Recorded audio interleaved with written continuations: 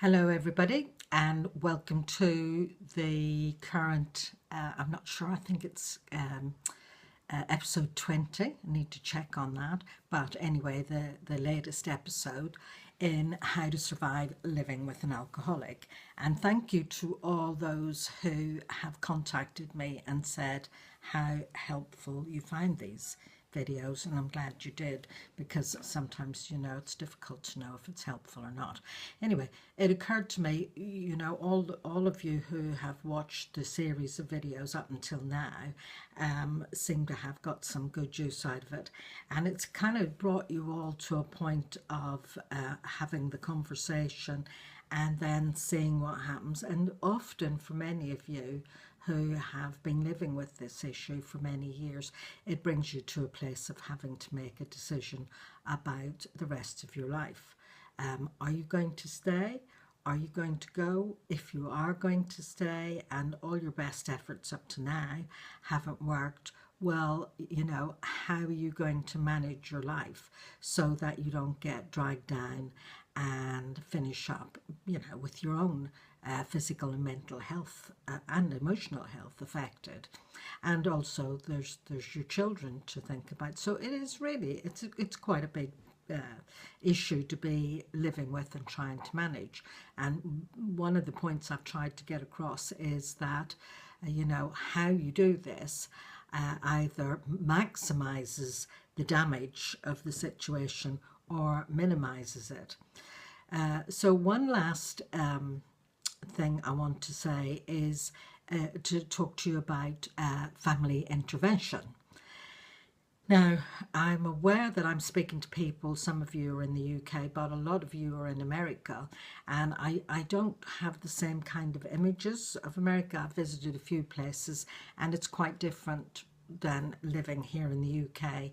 Our cities and towns and villages, the houses are quite close together, and I'm aware in America, because it's such a big country, many people live long ways from other people, so you'll have to work it out. So look, the thing about the family intervention is this: the idea of a family intervention is that usually the person who's alcoholic, you love them, their children love them, they do have friends who love them, they've got their own family members who love them, maybe long-standing family and friends who love and care about them. And when this drinking goes on over years and becomes problematic, all those people who love the alcoholic feel worried and concerned about what's going to happen to them. And they can see that many marriages break up because of this, and families break up because of the problem. So they're all there in the background, and they're all concerned and caring as well.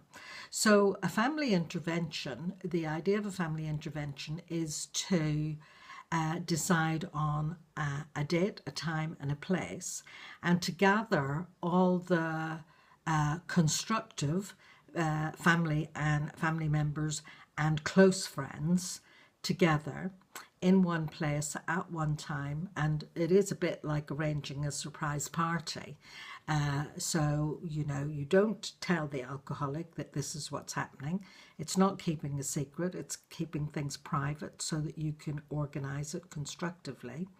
So you would contact all the close family members and friends who you feel would be able to approach this from a place of love and care and concern, and not criticism, and not to punish or make the alcoholic feel bad, but to gather to say and it is in a particular format, to say what their observations have been over the years of the alcoholic's drinking and lifestyle, how they feel about it, and what they want to happen.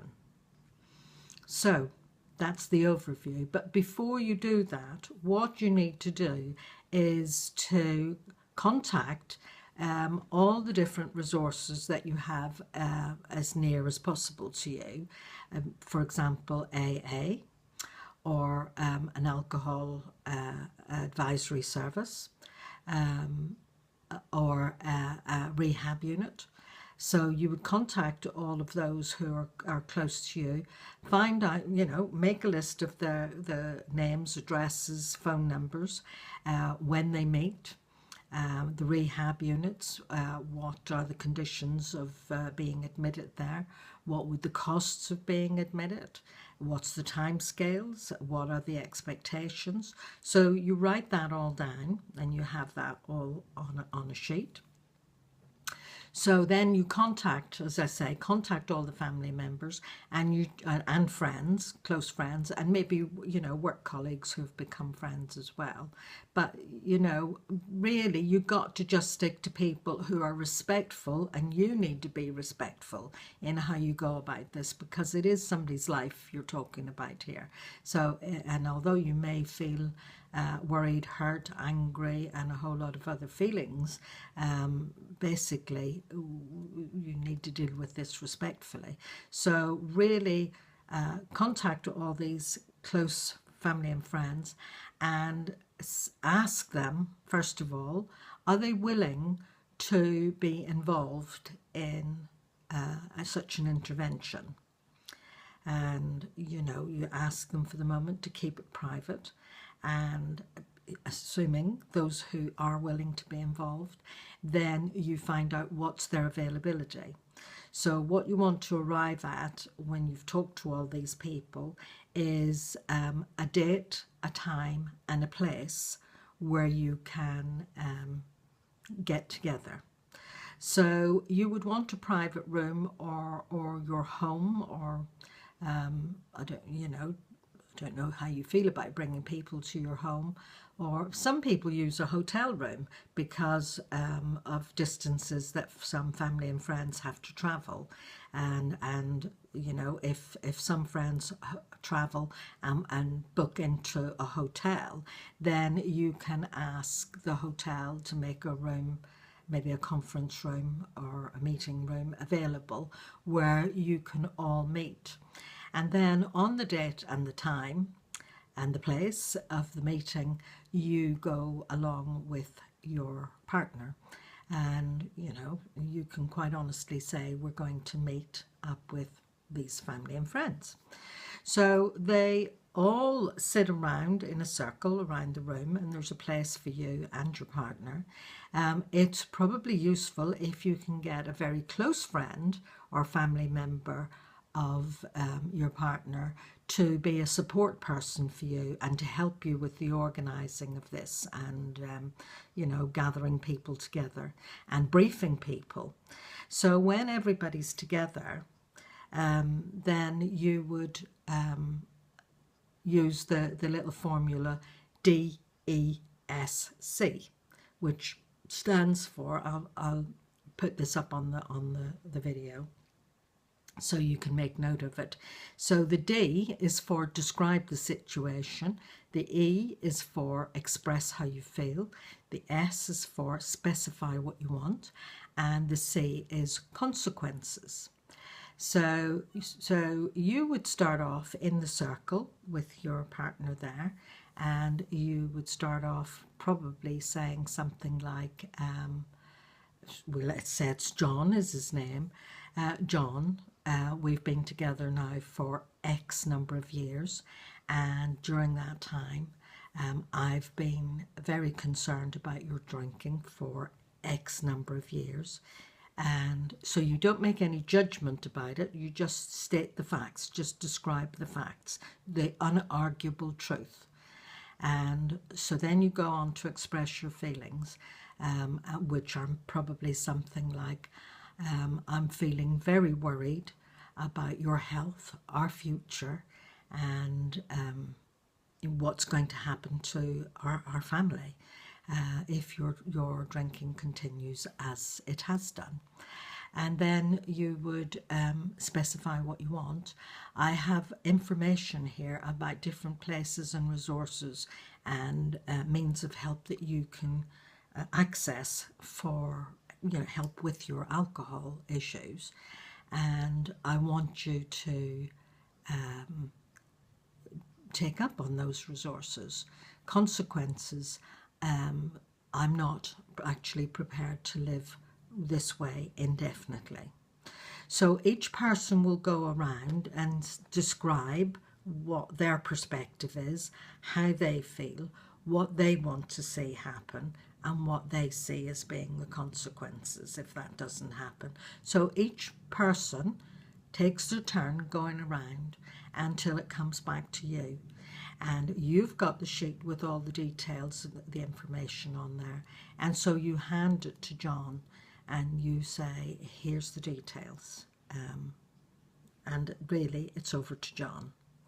So, you know, you may be worried that he might get angry or walk out or whatever. And if he does, then there's not much you can do about that. At least you've tried. But mostly they don't walk out. Mostly they, because, you know, active alcoholics often feel very guilty about what they're doing. It may appear like they don't care. If they're narcissists, they don't care. But the average person with a serious alcohol problem does feel bad about it. They do feel guilty about it. And actually, often they are full of self-loathing and they hate themselves for living the way they live. So actually, the fact that all their close family and all their close friends have taken the trouble to get themselves together to speak to them in a loving and caring and concerned way, it's very touching to them, and they often feel quite moved. And it is the thing that tips them, and especially since all the information is put in their hand and it's already been checked out, then often that is the thing that tips them towards taking some action, towards getting help and moving towards sobriety. So I hope you find this helpful. Please put your comments down below and, you know, let me know if you find this useful or helpful. I do have a closed group on Facebook called Rebuild Your Life. If you want to, you know, join a closed group to look into this a bit more, you're welcome to. Yeah, I'm just going to end it there. And all the best, and bye for now.